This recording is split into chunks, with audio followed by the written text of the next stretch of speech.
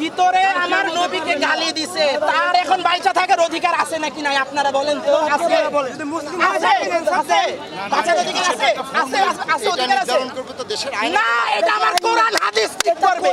মহানবী হযরত মুহাম্মদ সাল্লাল্লাহু আলাইহি ওয়াসাল্লামকে নিয়ে কটূক্তি করেছে কোহিনূর কেমিক্যাল কোম্পানির ঊর্ধ্বতন এক কর্মকর্তা। এমন অভিযোগে রাজধানীর তেজগাঁও তিব্বত মোড় অবরোধ করে বিক্ষোভ করে ওই কোম্পানির শ্রমিকেরা। মঙ্গলবার দুপুর ৩টার দিকে শ্রমিকদের এই অবরোধের কারণে মহাখালী থেকে ৭ রাস্তা পর্যন্ত সড়কে যান চলাচল বন্ধ হয়ে যায়। আন্দোলনকারীরা সেই কর্মকর্তার জনসম্মুখে ফাঁসির দাবি জানায়। যতক্ষণ পর্যন্ত সেই কর্মকর্তাকে ফাঁসি না দেওয়া হবে ততক্ষণ পর্যন্ত তারা সড়ক ছাড়বেন না বলে ঘোষণা দেন। রাসূল সাল্লাল্লাহু আলাইহি ওয়াসাল্লাম কুযুক্তি কথাবার্তা কইছে আর 2 দিন আগে অফিসাররা জানছে যার জন্য কোনো বিচারও না। আজকে শ্রমিকরা আমরা সবাই নামছে আর আমরা ফাঁসি চাই, না হলে আমাদের হাতে তুলে দেওয়া হবে। পরিস্থিতি নিয়ন্ত্রণে সেনাবাহিনী ও পুলিশ প্রথমে আন্দোলনকারীদের বোঝানোর চেষ্টা করেন।